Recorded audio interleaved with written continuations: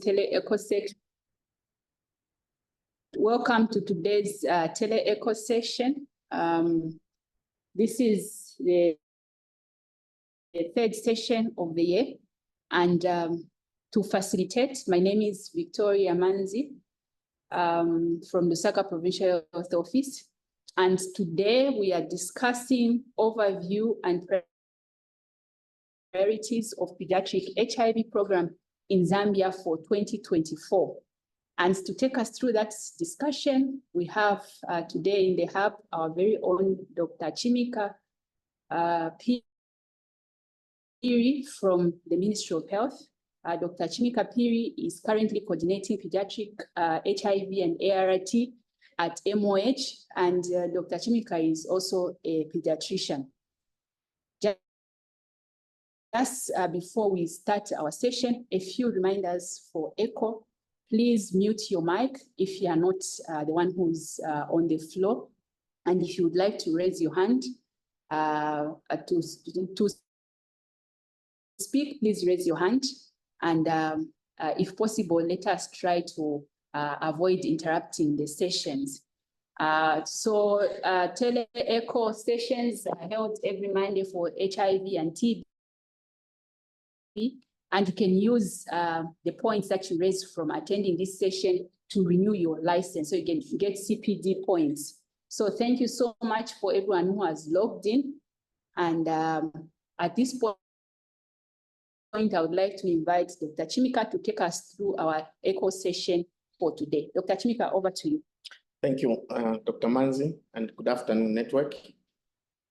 So as introduced, I'll take you through today's presentation. We'll share the highlights in terms of the priorities for the pediatric HIV program in Zambia.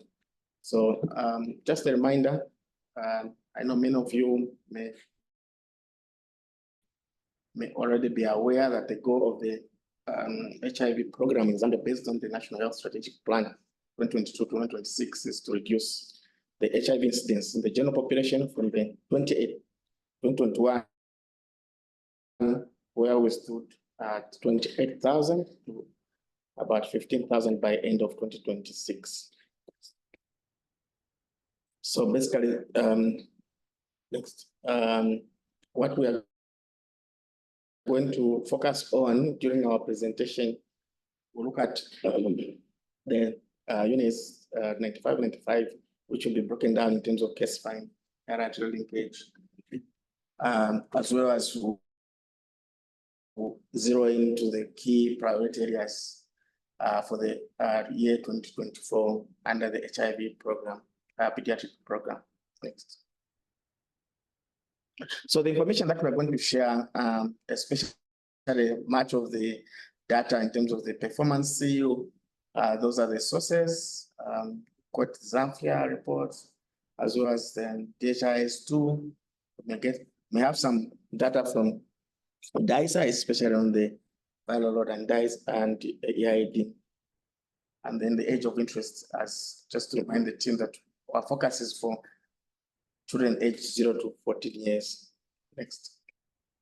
So this map is not really new to many of us, but just to remind the team to look at the latest report based on Zambia in terms of how we are doing by province. You know, the national average is around 11%, but look at some provinces which are seemingly recording high prevalence, that is Lusaka, Copperbelt, Western, and Southern Province. These seem to have high burden of HIV. So even some of the activities that we're doing under HIV, under pediatric, we know that as well we may have high potential of MTCT of HIV from pregnant women breastfeeding. Next. So let's start with looking at how we fared in the year 2023 in terms of the HIV testing. So we'll try to compare in terms of the past. We'll go back in down time, maybe the past 5 years from 2018. Could see that at some point, 2020 and 2021, we had gone down in terms of total number of tests. This could be attributed due to COVID-19.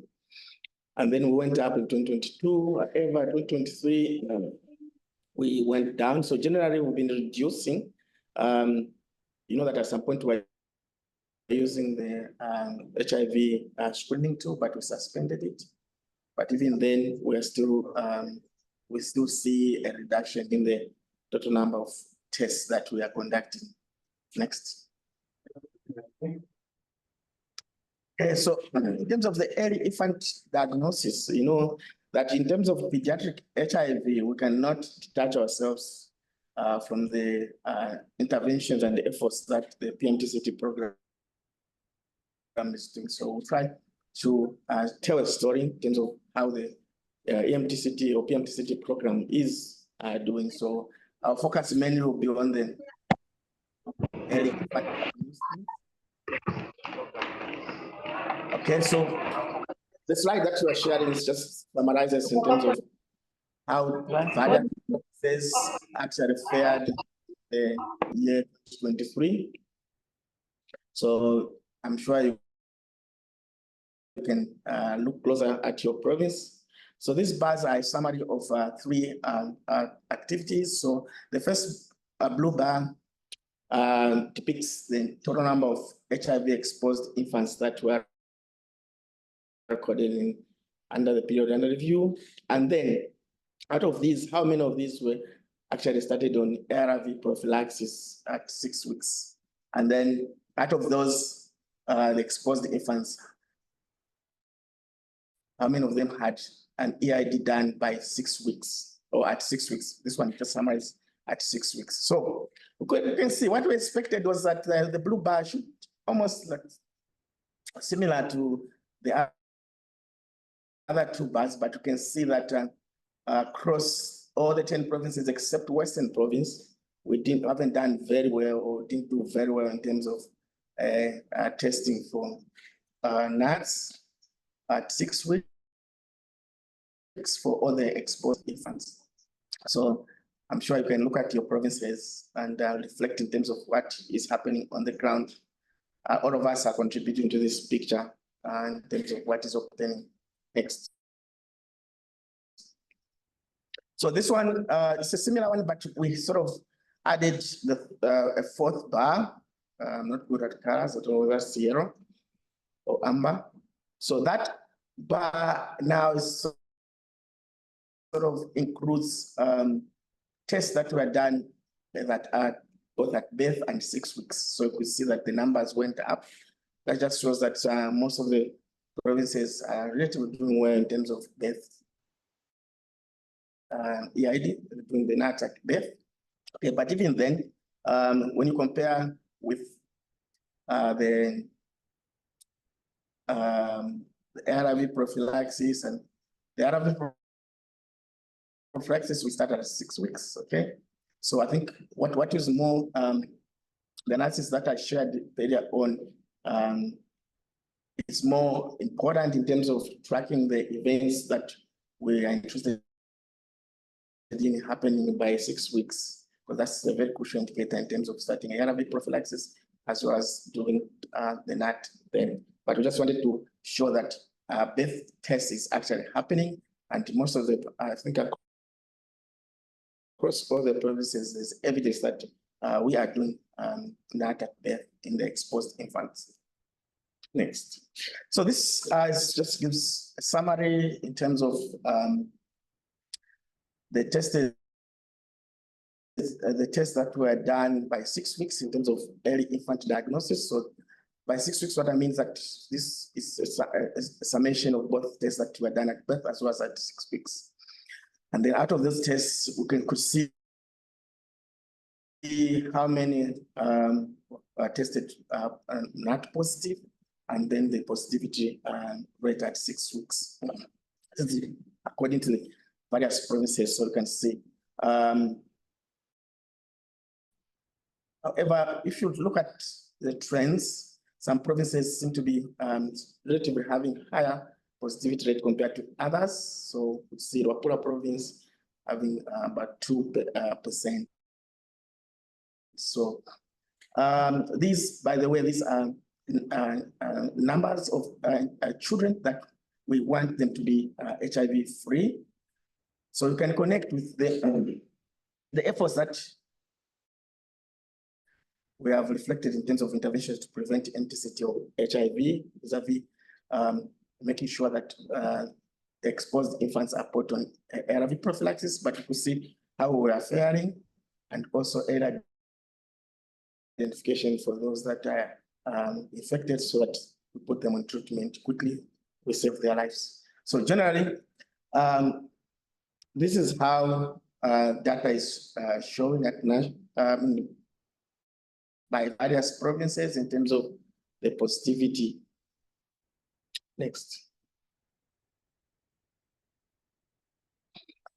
Yeah, so I wanted also us to share in terms of the final outcomes of the of the HIV exposed infants by 24 months. You know, Zambia is a breastfeeding nation, so for us, the final outcome, we track these exposed infants up to the age of 24 months. So from 2018, we seem to been relatively doing well in terms of increasing number of uninfected children, meaning that those exposed, but at the end of 24 months, they are uninfected. But what is worrying is that we still see high numbers of HIV unknown. Our target is to have less than 10% of the exposed infants with unknown HIV status at the end of the cohort, at the end of 24 months. But we could see that we are still above 10%, and so one area that we need to put in interventions so that we improve in terms of recording the final outcomes for the HIV exposed infants. Next. This just summarizes in terms of the positivity yield. I know it's not so much an issue in children, because after we suspended the screening tests, what we want is to identify even the few children that are out there that are living with HIV. And that translates that we may need to test more children for us to even identify one. And in terms of the positivity yield, when you do that, the yield is usually very, very low. So it was just to show in terms of what has been happening on the ground. But really, the program encourages that we need to do whatever we can, even to identify one child out there that is living with HIV, because that child is precious, that life is precious. Next. Yeah, so as I mentioned earlier on, a lot of efforts are being put in place to identify those women that seroconvert during pregnancy and breastfeeding, so that we quickly put them on treatment. Remember, treatment is also a way of prevention of transmission of HIV. If you look at you, it's got you, and in this case, in terms of MCT, we know that for mothers that are viral suppressed, especially those that have achieved undetectable viral load, the risk of transmitting the virus from mother to child is really negligible. Okay, so to that we encourage the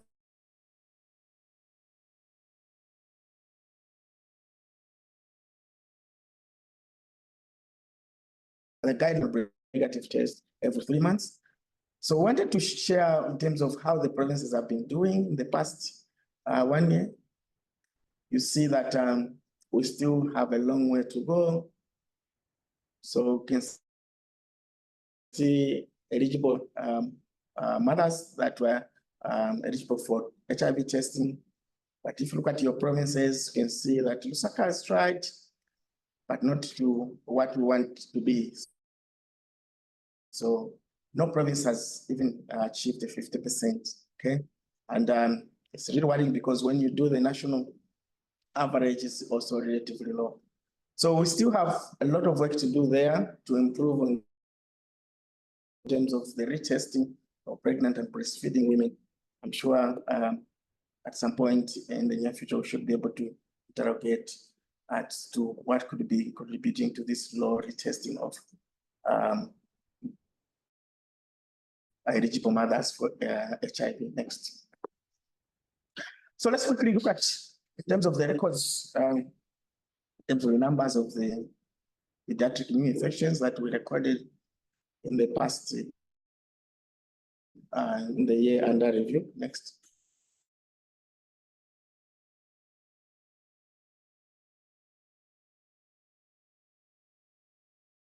This gives us a picture in terms of where we're coming from in the past 5 years. From 2018, we see that we've been gradually reducing in terms of recording the new infections, which of course gives us a lot of hope that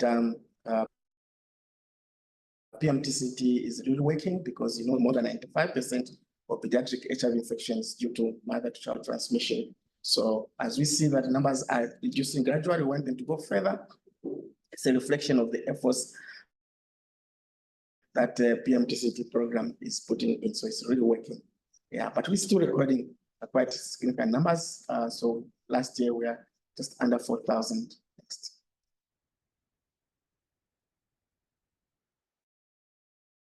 All right, so this slide I think was shared in the last echo session, but we want to focus on the age group 0 to 14 in terms of the absolute numbers. If you compare with other age bands or other populations, in terms of the age, again, generally there's a downward trend, which is a good indication that HIV prevention interventions are actually bearing fruits.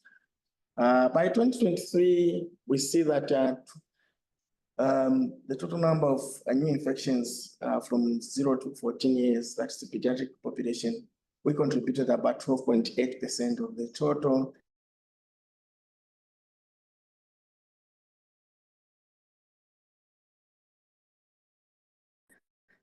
Okay, so this just gives us in terms of percentages. Next. I've already spoken to this slide.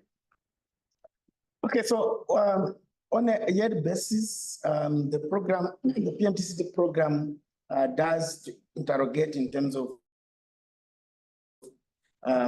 what they call a deep dive analysis and the PMTCT data regarding the new infections that were recorded in that year. So we are yet to have the 2023.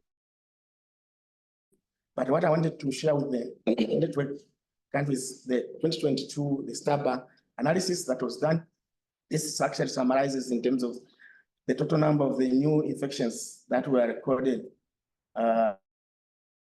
among the infants. Where did they come from in terms of the populations?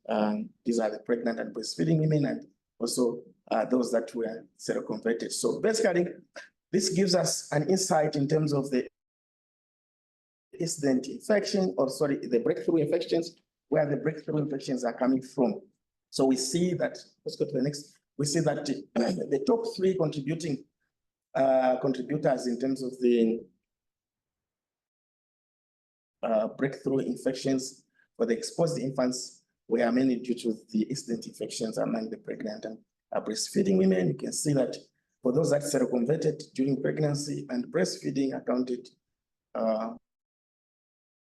above 1,000, and then there are those pregnant and breastfeeding women that we were able to identify as having HIV infections, but for some reasons we haven't, or we did not put them on treatment, and need also a good proportion of breakthrough infections came from those mothers that dropped off treatment for various reasons. So you can see that these are some of the key areas that the PMTCT together we need to put in interventions Some of them I'll speak about them later in the presentation. Next.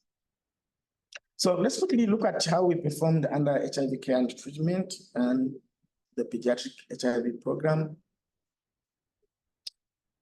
So under the care for the HIV exposed infants, here we want to see in terms of, I think we touched this, but just to re-emphasize that there's need for us to ensure that all exposed infants receive ARV prophylaxis at 6 weeks, in addition to the testing that is supposed to be done, right? So let's look at what's been happening over the years. You can see that in 2020, I think from 2020, we've been sort of going down in terms of putting exposed infants on ARVs prophylaxis. And again, this is not a good indication because it just shows that we're creating an opportunity for some of the exposed infants to get the HIV infections. So by end of November, we were around 81% in terms of out of those that were eligible, or out of the exposed infants, only 81% actually received ARV prophylaxis. And then among those that were able to identify that the children that were identified having living with HIV,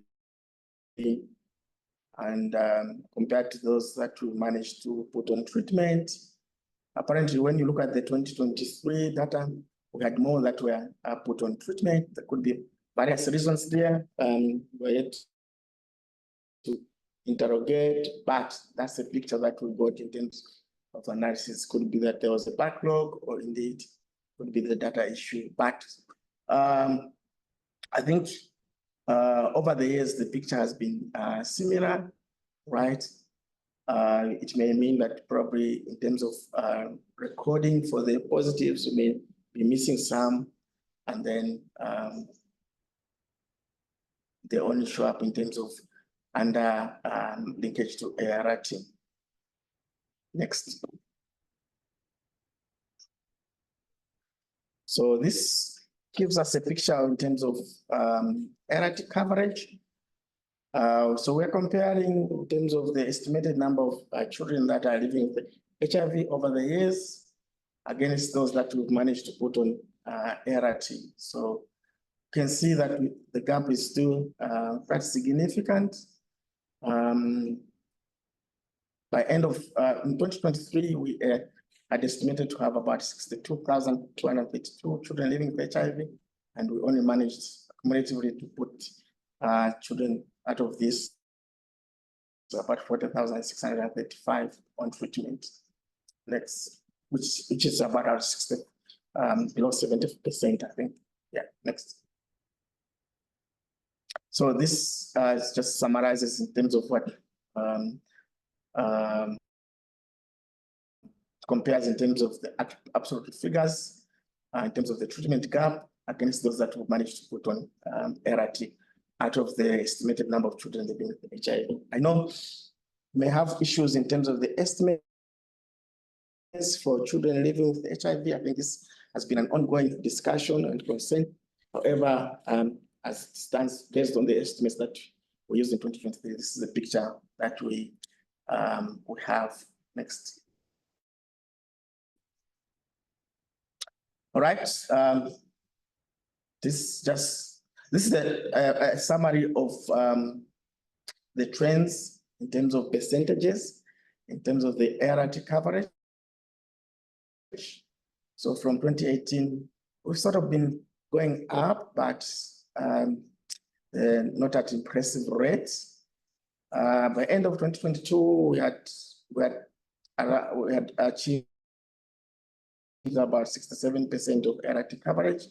By end of November 2023, we're around 65. Remember, we don't have December data yet. Yeah. So even then, the ART coverage, you still have quite a significant treatment gap that we need to work on this 2024 implementation year. Next. Let's quickly look at the viral load and disease suppression. This summarizes in terms of the tests that we conducted in 2023 and also the suppression rates. You can see that you are still below 90% by end of 2023, according to the data in our KYCHS2, we are around 85.1% in terms of viral load suppression rate in under 14. Okay, but I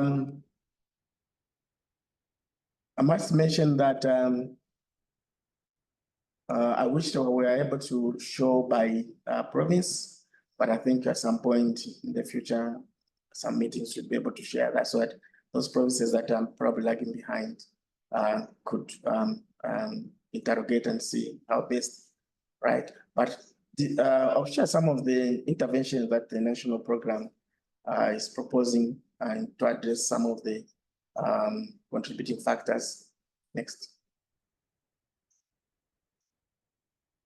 So this is again just a summary in terms of how we've been progressing in terms of the viral suppression rate over the years. Next. Yeah, so I think from the performances that we've shared so far, you can see that the pediatric HIV program is really lagging when you compare it to adults. As you are aware, if you look at the Zamfir 2021 report that was depicting in terms of the national progress against the 95-95 cascade, for those above 15, they are really doing very well, especially the second and the third 95. Of course, the first 95 is still not yet there. But when you look at for pediatrics, we are far much below compared to the adults. So this calls for a lot of concerted efforts across the borders of Zambia to ensure that we work together to improve in those indicators. So the objective and the priorities for our HIV pediatric program is to increase the ART coverage from 72% in 2021 to reach 90% by end of 2026.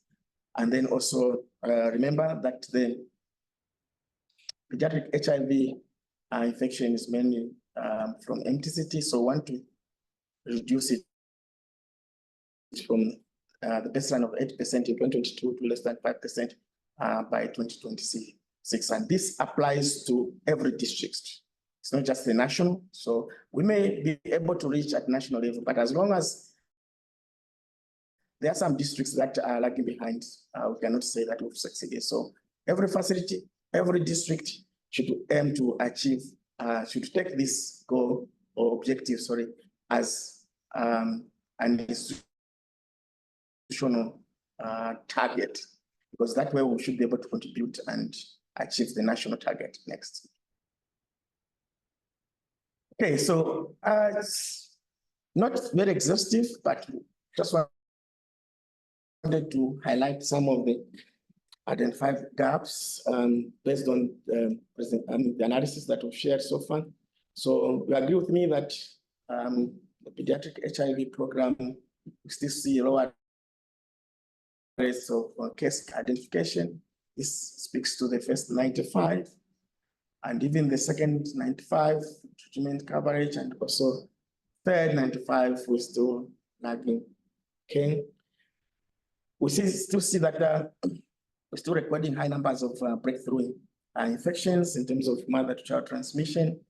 You saw the absolute numbers. I think by end of 2022, we are around 4,000, which is still significantly high. And the other concern is that we still are seeing above 10% of unknown final outcome for the HIV exposed infants. And then, as I said earlier on, we are still discussing how best we can estimate the number of children living with HIV. We, as at now, we don't know the prevalence, because if you remember the last year, it was a missed opportunity. They did not cover the children. It just focused on adults at 15 and above. So we're hoping probably the Zambia Demographic and Health Survey that is ongoing, probably if it captures the children, we may have data on the prevalence, and that should help us to give a good estimate in terms of the children living with HIV. Next. So what are some of the focus areas for 2024? Case finding. We know some of the strategies that actually have given us good use or good numbers. So we'll still maintain some of these activities and scale up in areas where they are still behind. So we plan this year that we'll implement the caregiver-assisted HIV testing. As you may be aware, in adults, we have the HIV self-testing, but in children, we haven't had implementation framework in terms of how this should be done. There were no studies done before, but currently we have evidence, validations have been done, Zambia participated, and I think it's time for Zambia now to implement the caregiver-assisted HIV testing. So focus will be for children aged 24 months to 14 years. So in the course of this year, we should be able to see in terms of talks around how we're going to guide in terms of the implementation of the caregiver-assisted HIV testing, because SOPs, guidelines, and like will be soon finalized. And then I know some provinces have done very well in terms of the Know Your Child Status Plus strategy. And we know other provinces may not have done very well. So we plan to ensure that those provinces that are yet to saturate, we scale it up to all size, not just high or medium. I should also include the low volume size, because as I earlier mentioned that as a program, we embrace any strategies that help us even find one child that is living with HIV out there in the community, right? So we plan to, as I earlier mentioned, to scale up the caregiver-assisted HIV self-testing. I think it's also repetition. Next.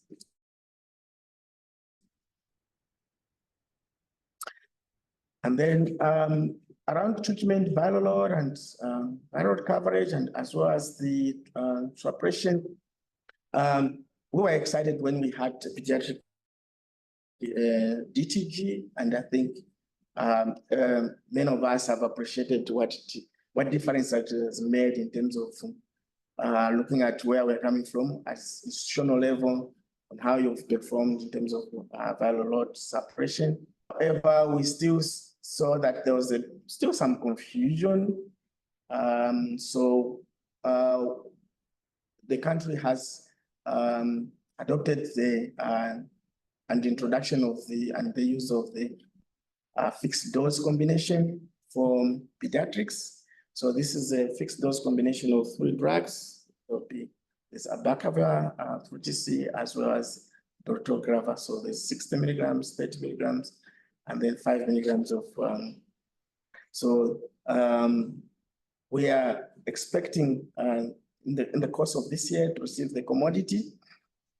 The advantage is that there'll be reduction in number of bottles, unlike currently where we give separately bottle for pediatric DTG and separate bottle for the abacavir and lamivudine. So basically, currently we are giving 2 bottles, but in this case, most of the children, those above 3 months and weighing above 6 kgs, will be receiving just a single, in 1 bottle containing all the 3 drugs. Okay, so depending whether it will be 180 or 90 tab bottle, that will again be decided by the program. So we expect that that confusion of getting drugs from more than one bottle to the thing of the past. And I think this will also help in terms of adherence, good adherence. We also want to ensure that we optimize the use of point of care platform. And I think to that effect, communications, many of us are aware that point of care platforms have been prioritized to be used for EID as well as for determination of viral load for pregnant and breastfeeding women and children. Okay, so I believe we are all familiar with this, but I know there could be some sites that are still not very familiar with this. So we ensure that we scale up. As the lab has got a good an ambitious program to scale up the placement of point of care equipment, so that from our end, we take advantage of the available point of care platform to ensure that we make sure that all the eligible children for viral load, they have their results on time and appropriate interventions are made for those that still have high viral load. So we also want to ensure that we implement and scale up some of the peer support groups or mechanisms that have shown to be very effective. So we have various peer support groups. I know some of the provinces may be already implementing where we have caregiver support groups, or indeed the adolescent support groups.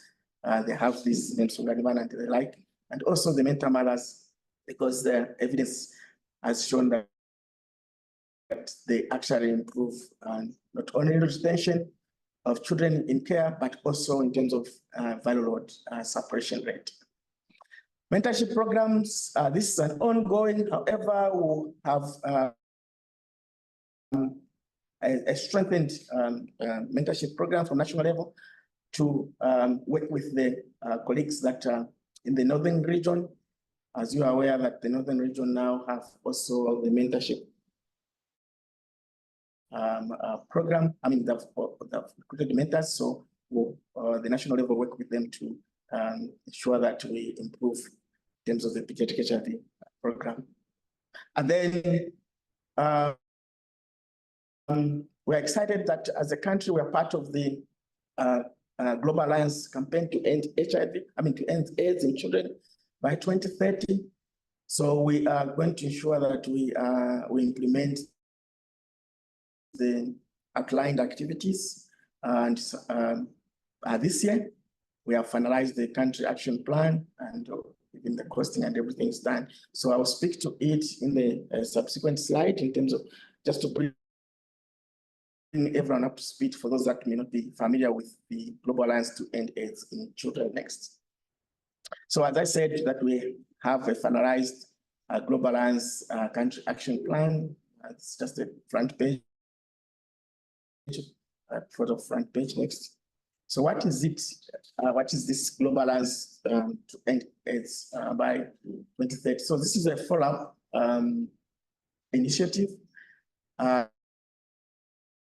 For those of us that remember the, I think the SHINE campaign, where the first ladies were actually spearheading this, and Zambia was part of it. The slogan was "Start free, stay free, and AIDS free." So as a follow-up to that, we have the Global Alliance to End AIDS 2030. So the initiative basically focuses on 4 pillars, which have been identified to help address the gaps that have been identified in the pediatric HIV program. So earlier on, I mentioned that we cannot discuss pediatric HIV without looking at PMTCT, that is the pregnant and breastfeeding women. So those are the 4 pillars that looking at. So the first one is more focusing on children and adolescents in terms of testing, treatment, and care. The second one looks at closing the treatment gap for pregnant and breastfeeding women living with HIV. The third focuses on prevention of the new infections among pregnant and breastfeeding women. And then the fourth one is more addressing some of the emerging barriers or identified barriers to access to health services by pregnant breastfeeding and as well as the children. So its focus is to address the rise, gender equality, social and structural barriers. Next. So the next slide just summarizes what exactly we are looking at under each of the pillars that I shared earlier on, and some of these things I've already spoken to. But of interest is the pillar 4, where we want to promote equity here and want to see how we can create an environment where every child is able to access health services that are to him or her, because that is their rights. So we could see there that you plan to actualize in terms of operationalization of the Children's Act. Next. So this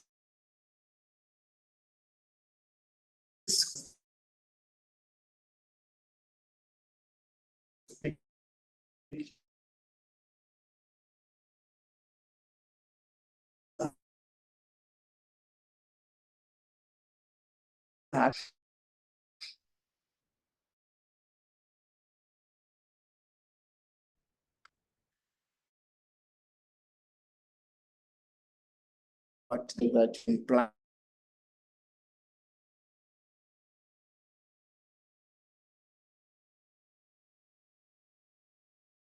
and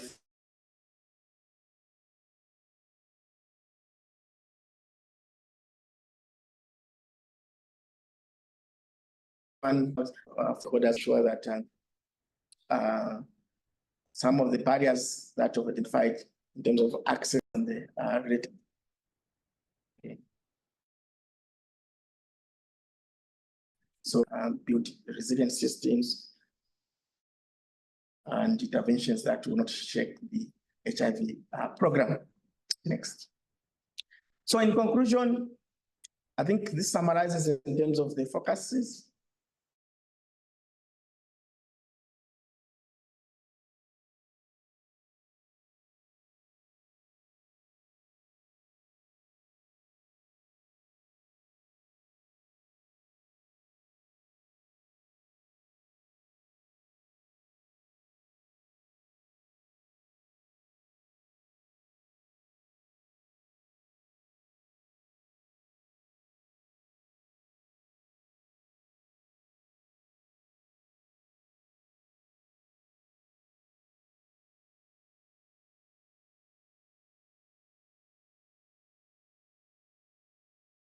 Balanced what by 2030.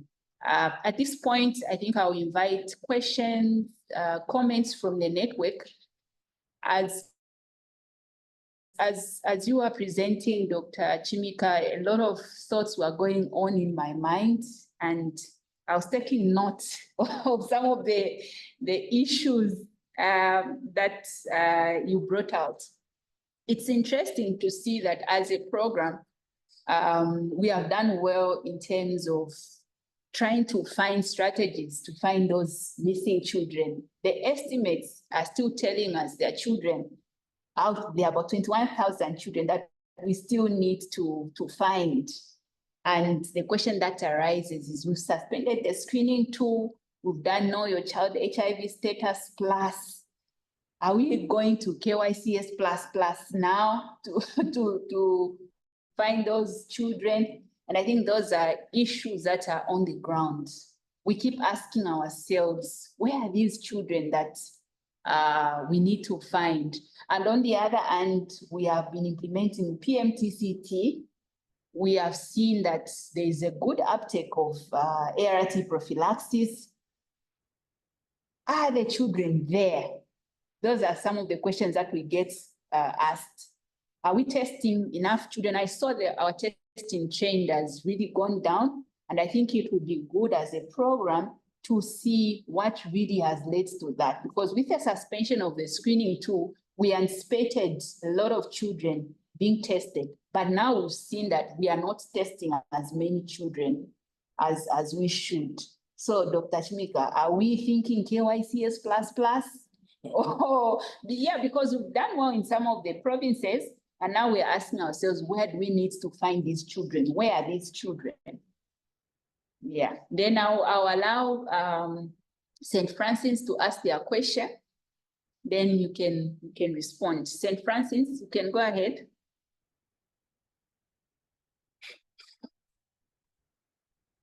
Good afternoon, St. Francis. Are you able to get us?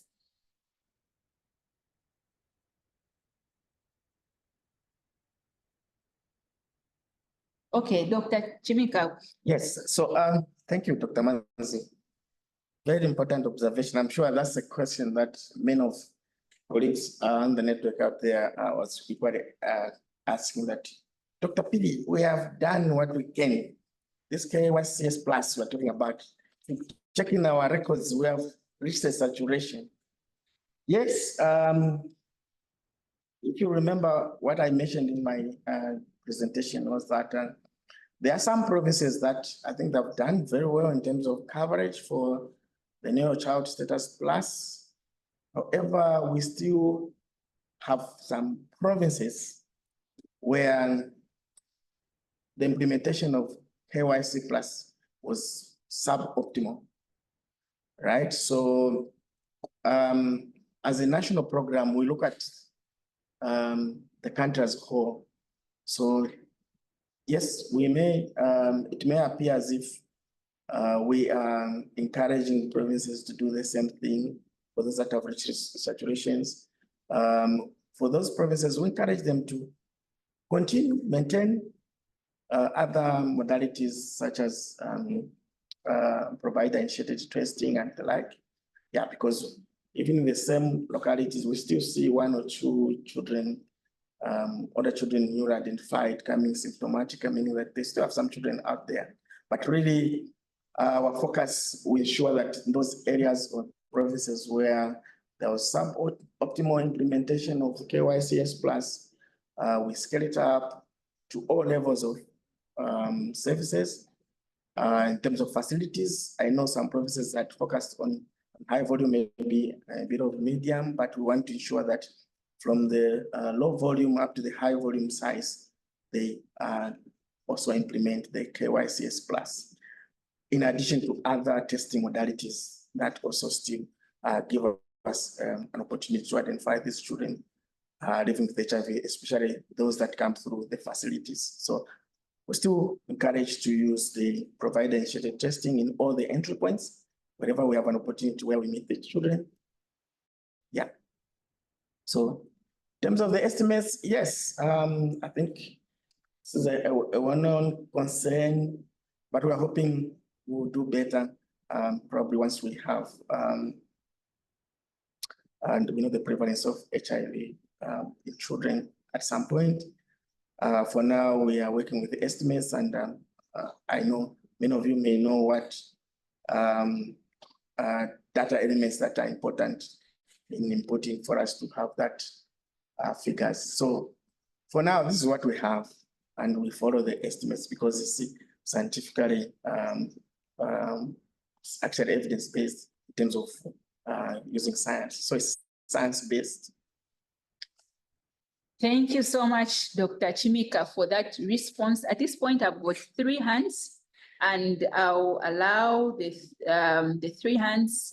St. Francis, please go ahead with your question. After that, we have Nathan Nyangwe and Shinjani from Nakonde. So St. Francis, you can go first. Good afternoon. This is Dr. Banda. Thank you, Dr. Chimika Piri, for that comprehensive presentation.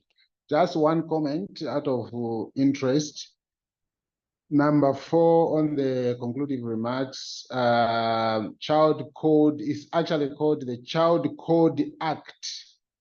So the Child Code Act is already operational, but however, you are right, we need to sensitize the communities, especially in the rural.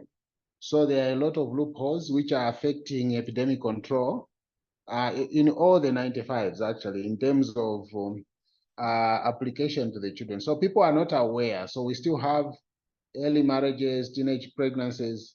So maybe in the future for the program, what we can do, I can try to connect what is listed in the Child Code Act and the programming in the HIV space to see where the connections are and where the messages can be emphasized. But just a comment, thank you for bringing that up. The goal of all the other aspects is epidemic control. So in the Children's Act and then the GBV space, we need to take care of those two so that we can achieve epidemic control at the end. Thank you very much. Thank you so much, Dr. Banda, for that. It's well appreciated, and we look forward to seeing that the Child Code Act is operationalized. And like you've rightly put it, we lag behind in certain areas where children are denied access to services by their caregivers. So with that code in place, I think we should be able to achieve a lot. Thank you so much, Dr. Banda. Could we have Shinjani? And please, if you are not talking, you kindly mute your mic to avoid disturbing the call.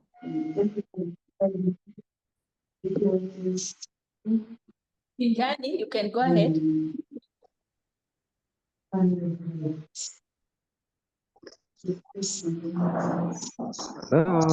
Precious, sorry, Madam Precious, kindly mute your mic.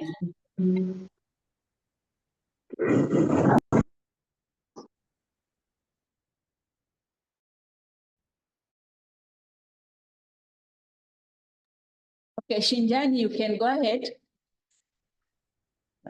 Thank you, Madam, for the opportunity to speak. Good afternoon, network.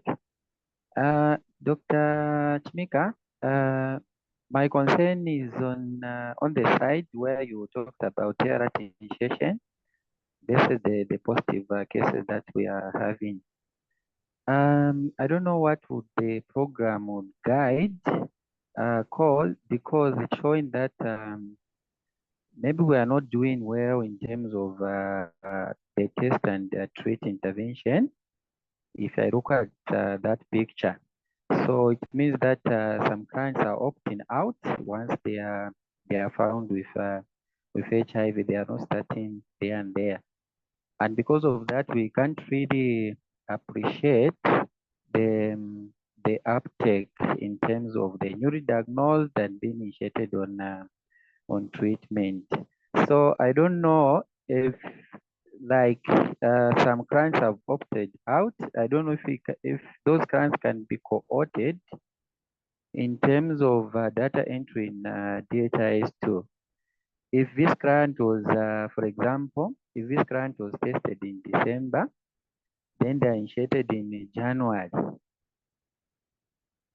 So if they're initiated in January, when it comes to report for January, it could be maybe we go and report them under, we cohort them to December where they were diagnosed, and we report as such.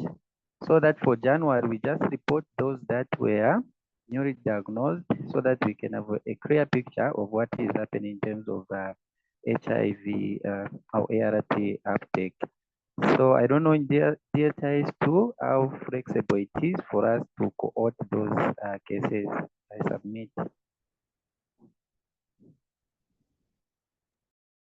Thank you so much, Shinjani, for that question. Very, very important question. I think the slides that you've talked about was showing us that we have a higher number of those that have been initiated on treatment. And the question we always ask ourselves is, where do these children come from? Of course, we have those that maybe are a backlog from this month. There are those that even adults that we don't initiate because we have to start them on TB treatment and stabilize them, and we initiate them maybe in the next month. Is there any flexibility of reporting, or do we report them as a backlog? However, what is alarming is the number keeps on growing. So Dr. Chimika, a concern there from Shinjani, how do we go around this? Thank you, Dr. Miles. Thank you, Shinjani. That's a very good observation. And I think we share the same thoughts. I'm not sure if Chimuka is on the call. You can address the issue about DHIS too. But we are trying to figure out what could be really the reason. Is this issue to do with the documentation? Okay. Is it? I know that many of us, we are aware under the AHD, the advanced HIV disease, that we are encouraged to provide rapid initiation for all those that are newly diagnosed. That means that within 7 days, they need to be initiated on ART. However, that is a guideline, but for children, yes, we need to, first of all, assess if they have any OI and if they have commonest is TB. Depending on the clinical status, they may just need to be stabilized. Some of them that are newly identified, they are symptomatic in terms of having severe acute malnutrition, and those difficult population to stabilize. Okay, so really, this gives an opportunity to all of us to, in terms of interrogate what exactly we are doing on the ground, because we are contributing to that picture. Yeah, but soon we'll have an Indaba, and these are some of these things that we are going to discuss in terms of zeroing in why are we having this kind of a picture. And then before Chimuka comes in, I think I want to appreciate Dr. Banda. I could hear the passion from pediatricians. They are very protective about their children. So yes, the Child Code Act, yes, we are excited. And Dr. Banda is actually one of the experts in these areas in terms of GBV and sexual child abuse. Has been one of the leads around programming in this area. So yes, Dr. Banda will definitely reach out to you. As I mentioned, that to work with various stakeholders to ensure that we do sensitization.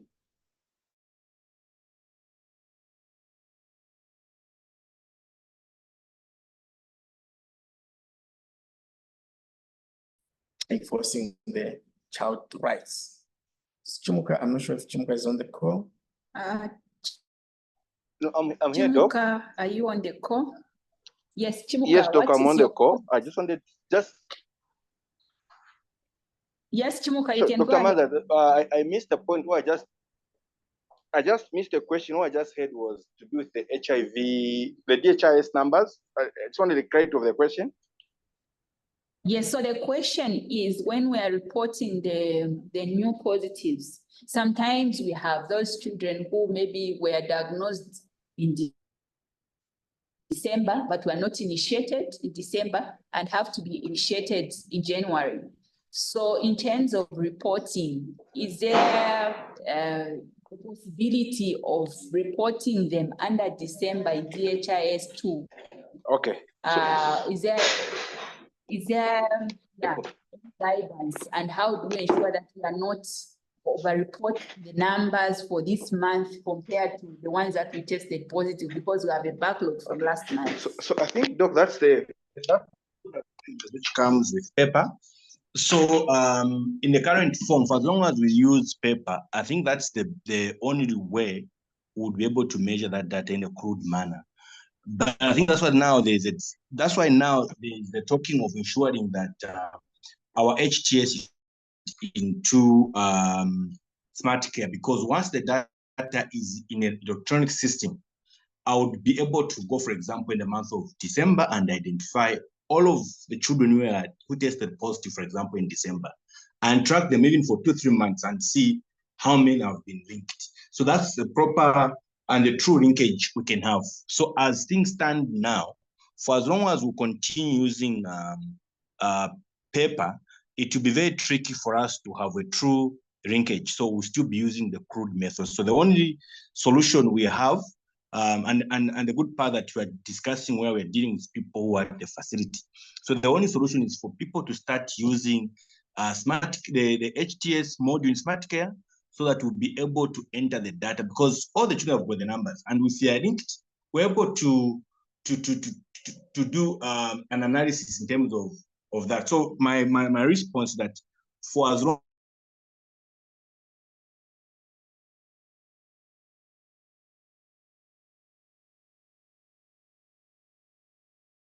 probably it's our way forward as facilities to ensure that we start using our HTS mode.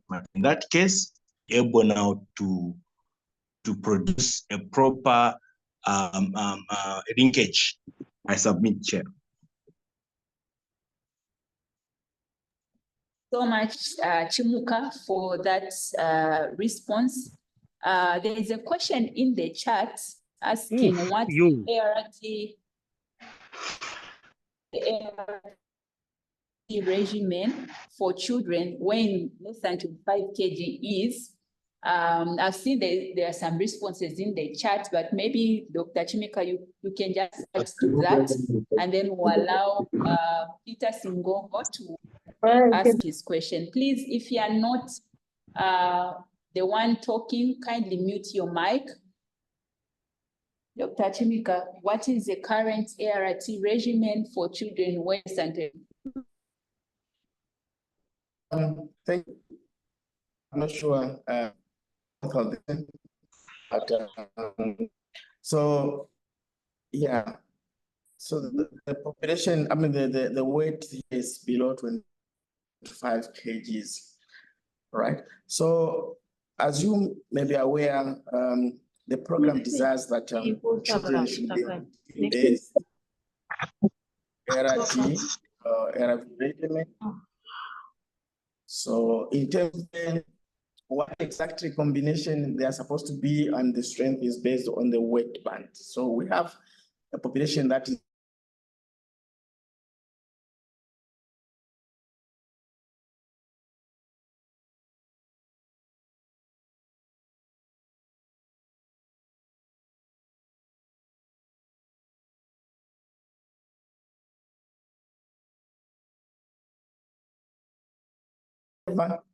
in terms of the other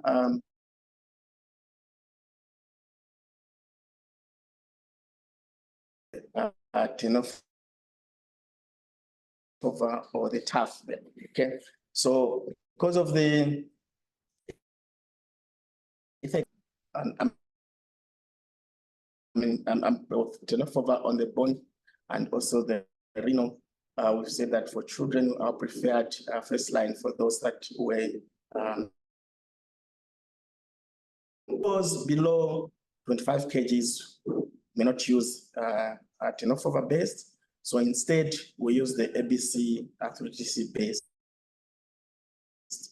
So, but the difference there comes in terms of the strength of the DTG. So we have the DTG 50 milligrams that is can be used for those that weigh 20 kgs and above. But for those below 20 kgs, we need to use the pediatric DTG. So in our treatment guidelines, these are well summarized. There's a table that speaks to it and the minimum weight in which we can use the PDTG and what we need to use for those that weigh less than 3 kgs and under the age of 4 weeks and have been identified to living with HIV. Here we use the AZT3TC and the parapine for treatment. And then for those that weigh 3 kgs, between 3 kgs and 29.9, and they're above 4 weeks, this is where we use the DTG-based regimen, where we combine the ABC3TC. Thank you so much, Chinika. At this time, we'll ask Mr. Singogo to ask his question. Please, just a reminder, if you are not talking, mute your mic. If you would like to give a comment or a question, you can raise your hand. So we'll have Peter Singogo and then we'll have Nathan Sinyango.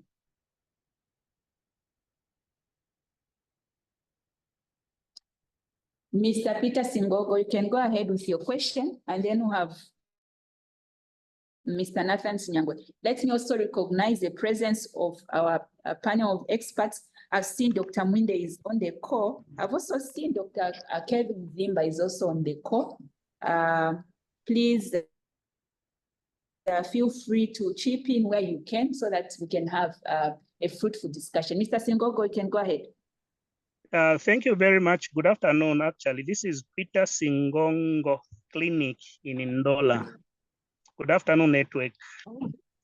It's just an addition to what Dr. Chimuka previously said on the linkage. My main interest is on the HIA2. If you look at linkage on HIA2, we have options for those children that opt out. We have 1 to 7 days that has been catered for. It needs to be reported in that regard. Then we have linkage between 7 to 30 days. So it's quite easy to identify those children that opted out in the previous month. They are catered for in HIA2 under 30 days linkage. That's the comment that I had. Thank you, Network. Thank you so much for that addition. You can tell that that is coming from the people on the ground who fill in the tools. So that comment is appreciated. Nathan Sinyango, you can go ahead with your question.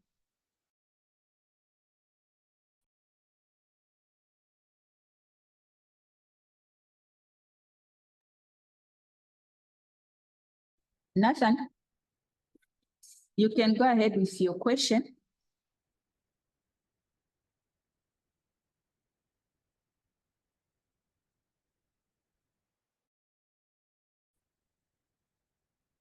Okay, we don't seem to have the question from Nathan. There are some comments in the chat. Sorry, Doc, the host was not allowing to unmute.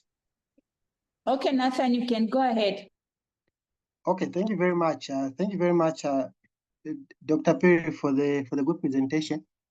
Mine is with regard to the implementation of the caregiver self-assisted. I think just like you presented that the protocols are still being worked on. I just wanted to find out if there's some time frame attached to that, because I think that was the status, I think even some 8 months ago. And so wanted to find out like how long will it take, because what is happening right now is that the funders like CDC are asking for the reports, like what have we done so far in terms of the implementation, and what's the guidance as at now? Do we still wait until protocols are given out or guidance is given out until we implement? Thank you. Thank you so much, Nathan. Dr. Chimika will respond, and then I'll read some comments in the chat. Dr. Chimika, you can go ahead and respond to Nathan. Thank you, Nathan, and Happy New Year. Yeah, so we are aware that there's been concerns in terms of when we are going to start implementation of the caregiver-assisted HIV self-testing. I must mention that I think there's good progress so far, because as you may be aware, there was a team that actually went for learning visits in Nigeria, because Nigeria is one of the countries that has been implementing this. And I think based on some of the things that the team came back with, as actually assisting or helping in terms of coming up with the implementation guidelines and also the SOPs. So we can only start implementing at large scale in the country when we have this in place. So we are hoping that the documents should be ready before the end of the Q1, Q1 for the MOH calendar. Yeah, so yeah, for now, that's what I can say, but we having a lot of discussion in the background on how we can expedite to ensure that we complete and finalize the drafts documents. Thank you so much, Dr. Chimika, for that. Chimuka, I've seen your hand is up. Would you like to respond or give additional comments? Chimuka.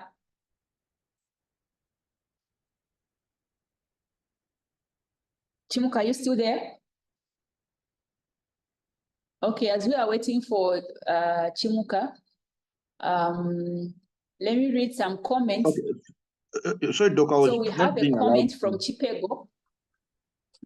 Okay, Chimuka, you can go ahead. Okay, thank you, Dr. Manzi. I just wanted to respond to those questions on HIA2 which were raised. So I think the big issue which was being raised by the people on the call was on the issue that when we try to do the linkage, sometimes we have a scenario where somebody starts, they tested positive, for example, a month ago or 2 months ago, and they start treatment in another month. So when you run those numbers, the coverage is beyond 100%. Now, like for example, what we're dealing with today are the PIDs.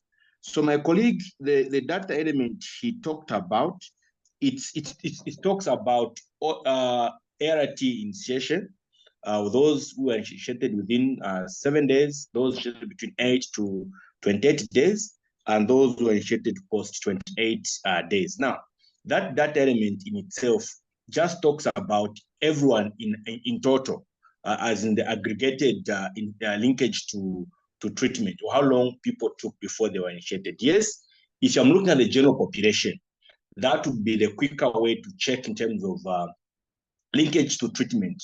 But in a case like today, we are discussing pediatrics, for example. The adolescent may also want to look at the linkage for 15 to 24. So in such a case, if you are to use DHIS2, the only data element one may need to use are the age groups of those who tested positive and initiated.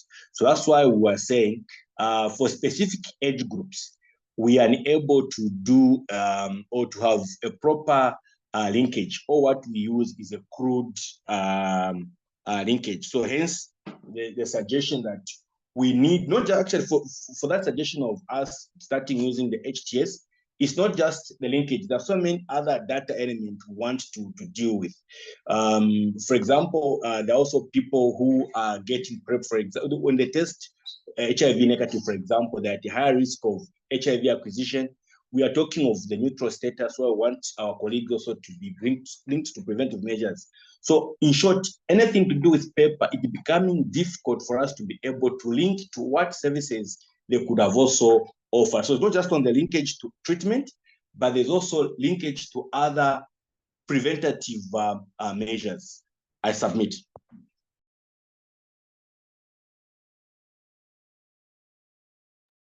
Thank you so much, Chimuka, for that.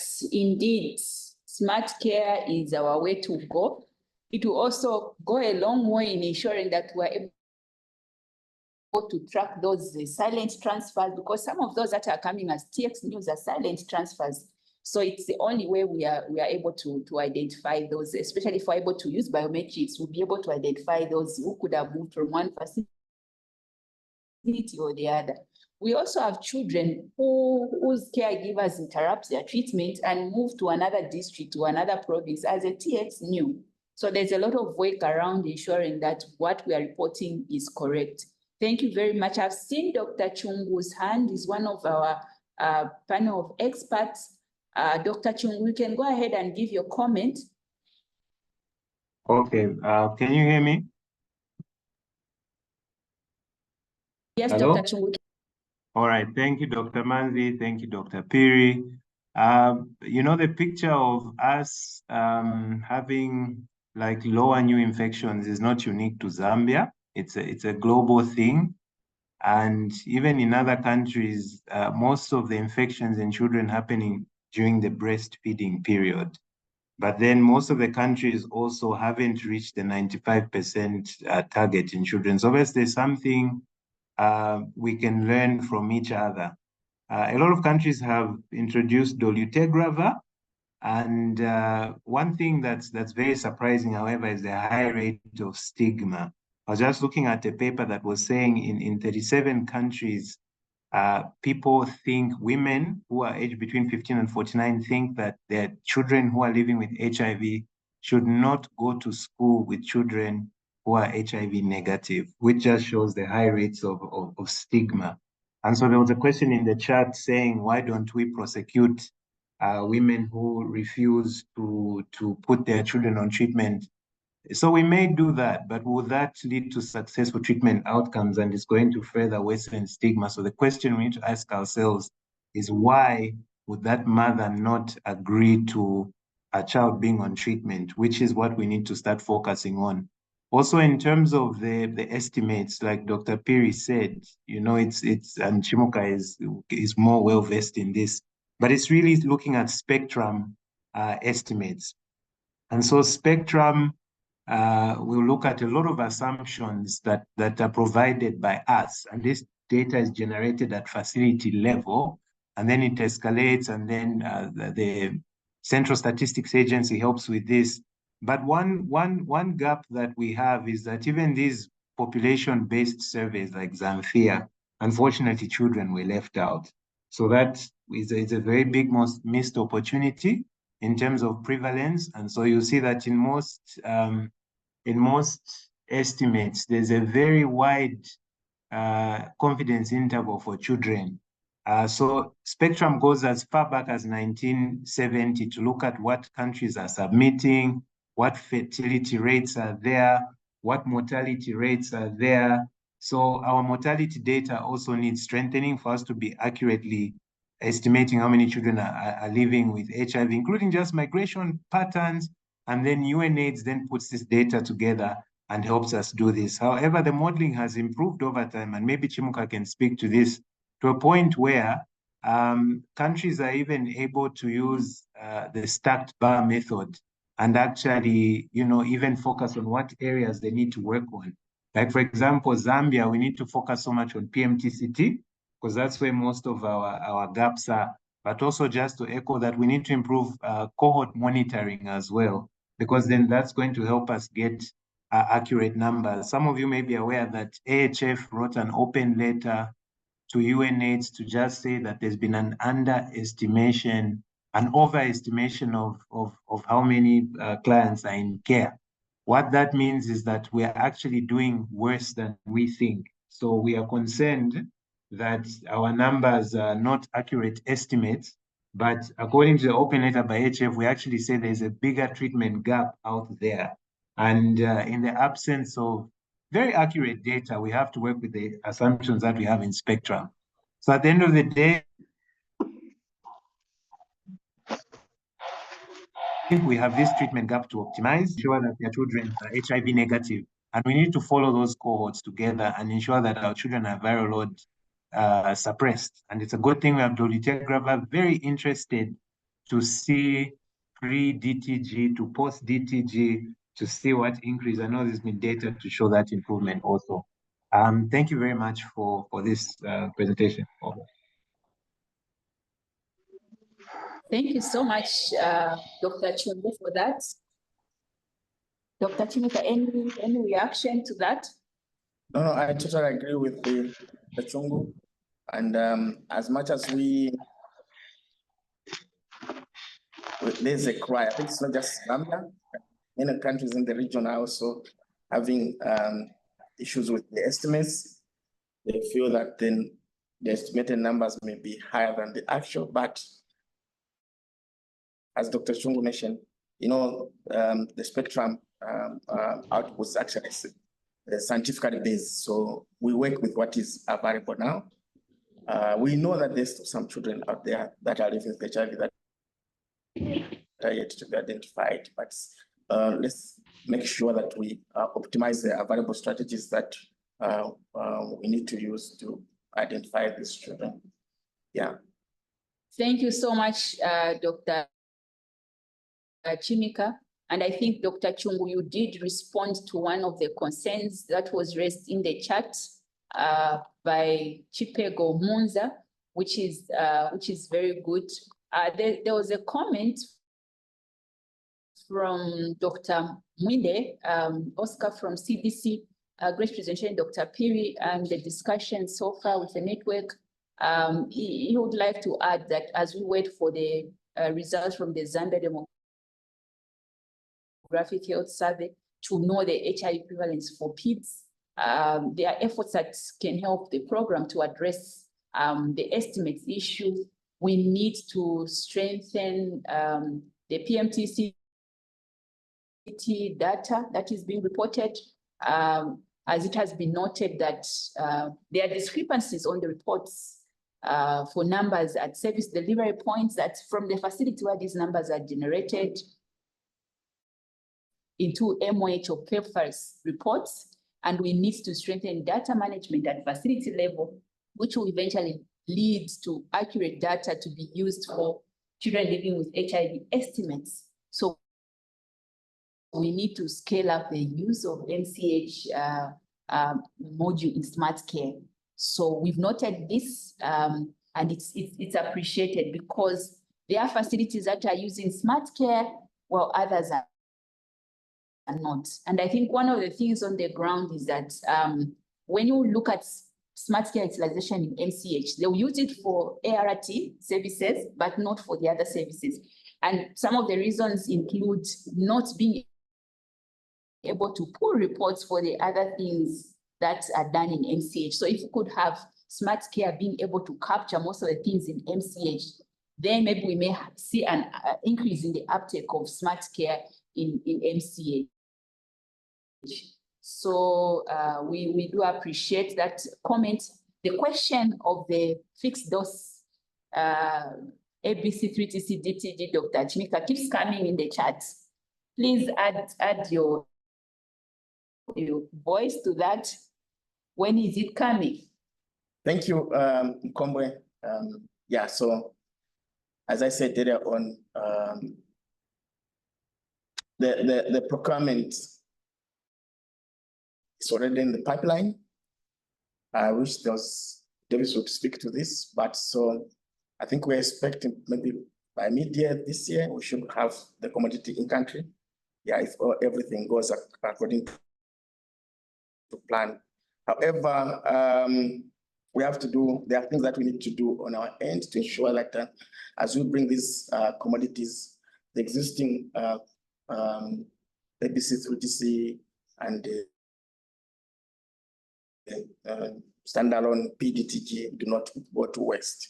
So we need to manage the two commodities very well. So soon we'll start having these discussions in terms of how we are going to manage, and as part of the preparation as we receive the new fixed dose combination. Yeah. So assurance to the network that before the end of this year, at least I'm very confident that we'll have this fixed dose combination being implemented in the facilities, but we'll guide in terms of how the whole process is going to go on. But in the meantime, as I made a mention, some children that still need to be given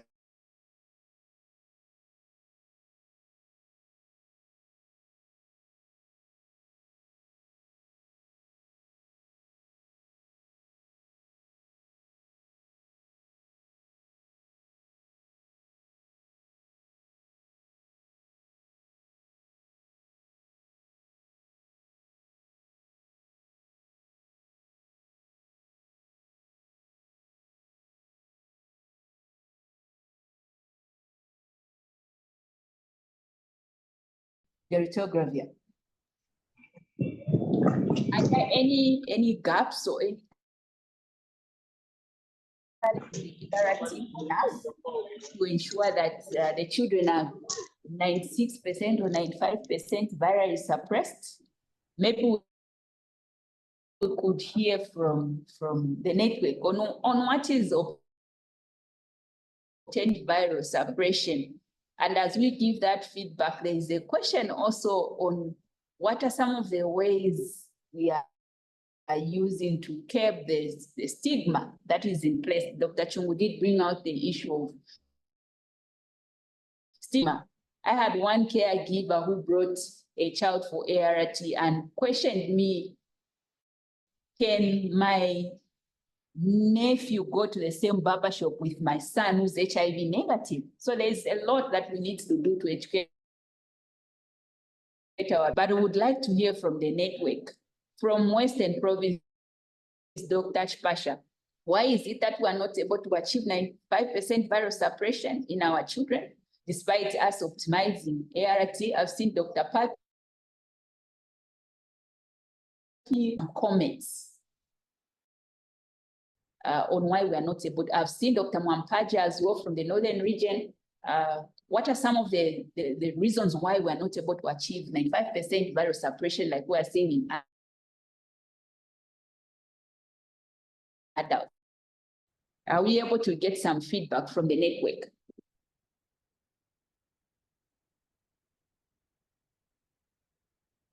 Do we still have those people that have mentioned Dr. Chipasha?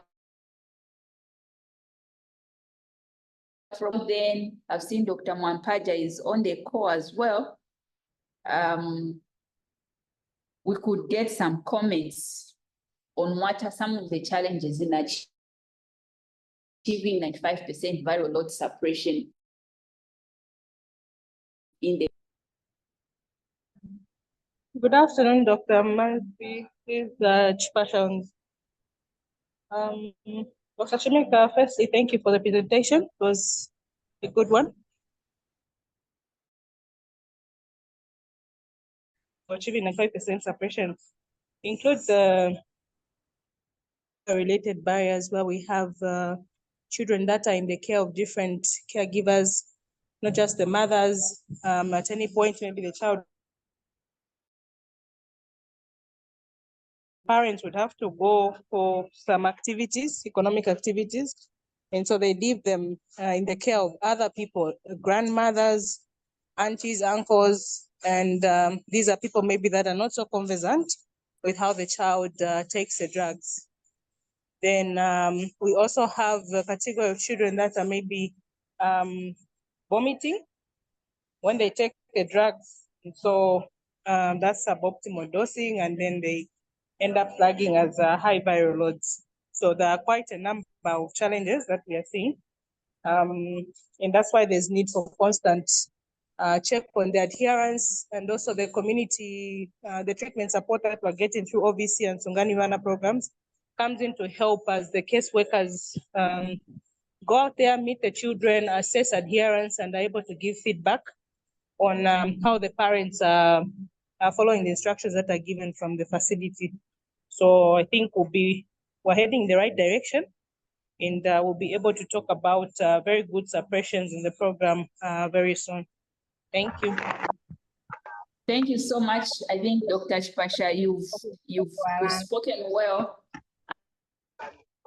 and the challenges you've highlighted are similar in the other provinces, and I'm sure the others can attest. Maybe just one addition: the issue of disclosure for young adolescents. So the adolescents between the age of 10 and 14, some of them, if they have not been disclosed to, it's a challenge for them to take the ART, and we've seen that those are the ones who are ending up with a high viral load. So disclosure is very, very important, and it's important that as we interact with the caregivers who are able to support them to disclose the HIV status to the adolescents. We are at 1601, and I think we have had a good discussion. I would just like to ask any of our experts on the panel if there's any last comments before we can call it a day. Then I saw there's a comment in the chat about getting registration and also the presentations. So you can register on iEcho. You can also download iEcho on your phone and register, and you'll be able to receive alerts and reminders for the meetings. So you don't have to register your attendance every time you log into the meeting. So we appreciate your attendance today. Any last comments from Dr. Mwinde, Dr. Chalilwe? I haven't seen Dr. Muya on the call. Chimuka, any last words from your end? I've seen your hand is up. Or it's an odd hand. So Doc, I think it was I wanted just to comment on what Dr. Mwinde and Dr. Chungu mentioned. Actually, what the two mentioned actually is exactly what is happening So in the past few years, we have never had a survey to do with the children. So in terms of the estimates, we have depended on our program data, just like they had earlier mentioned. And of the program data we have depended on are data to do with PMTCT numbers, because they have as you are aware that PMTCT numbers do inform in terms of the number of estimates for the children we're going to have. And there's been also this cry that when you look at our estimates for our children, when in comparison with the adults, we seem like for the children, we seem not to be doing fine compared to the adults. And one of the major reasons for that is just like what Dr. Mwinde and Dr. Chungu mentioned, is our numbers we normally input. So currently right now, the Spectrum team, we are working on the 2024 HIV estimate numbers. And we are trying to clean our data, because the data also coming from the facilities with regard to PMTCT. You sometimes you will find the numbers of like there are sometimes these data entry errors. A facility on average, they normally have maybe 2, 3, 4 non-positive, for example. In this month, they'll make a mistake on inputting in the system. You'll find maybe 200. And so we have to go and start reviewing facility by facility the numbers. So sometimes we may complain as district and facilities with the huge numbers in terms of the estimates, which sometimes goes beyond what we're able to do. I think as Dr. P was presenting, people are also lamenting that we are trying to search and search and search these children, but we seem not to get to the gap. I think one of the things, again, I will echo back, one of the things also we need to ensure that we invest our time, probably even resources, ensuring that our data, especially for PMTCT numbers, are clean, because it is those same numbers, if they're not clean, it's the same numbers which will push our estimates for the children to be high, because we are all aware that if our numbers are showing that the positivity in pregnant women is going up, it tells us that most likely the projections for that year for the children will go up, because there are more pregnant women, and also with the numbers, they're also showing actually that a number of them actually are not even on treatment. It will push our numbers higher. So like what Dr. Manzi and also Dr. Mwinde, I think you also mentioned, Dr. Chung actually mentioned that. I also echo what I also say, that one of the things also need to invest also in is the issue of PMTCT. I think the M&E, we developed together the program. We developed the PMTCT form. I think Dr. Chimika is passionate about that form.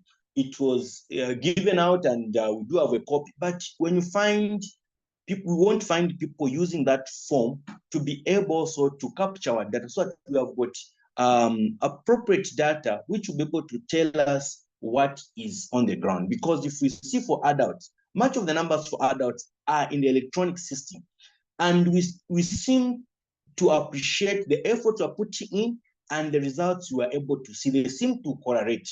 But when it comes to the children, when we compare the efforts, the resources being put in ensuring, one, we identify these children, and when you compare the results, there are two totally different results, the expected results and what we see. So I would also encourage all of us that let's invest our time also and energy to also review our data, especially at facility level and district level, because we don't expect the provinces and the district are the ones to be able to identify some of the data errors we keep on seeing in our system. I submit, Dr. Manzi. Thank you. Thank you, Chimuka, for speaking with a lot of passion about the data that needs to be correct. If the data is wrong, it will mislead the program. So we appreciate your comments. Dr. Chimuka, last words. Yeah, so thank you, Network. Thank you, Dr. Manzi. I think this has been very exciting session. I think we had ample time to discuss, and I think very important issues that have been brought out. And I want to commend the experts. I think they guided well in terms of what we need to do. And the good thing is that many of the solutions are within the facilities, and the network will agree with me that some of the things that are being highlighted here, issues to do with stigma. We may know where this stigma is coming from, okay? And we may have an idea in terms of what is happening. But however, as a program, we'll still see how we can strengthen and also make sure that health education, literacy and also awareness in terms of HIV issues and what is on the ground is being implemented across the country. So stigma, yes, is still there. Sometimes this stigma is not really so much in the community. Some instances we've seen that the stigma is among the healthcare workers, who are the ones who sometimes promote this stigma. So we'll see how we can work together and address some of these issues. Otherwise, thank you very much, Network, for the live interaction. I think very important issues have been brought out. Yeah, thank you. Thank you so much, Dr. Chimika, and thank you so much to everyone that kept on until the end of this meeting. We do appreciate. We look forward to another great meeting next week on Monday. Thank you.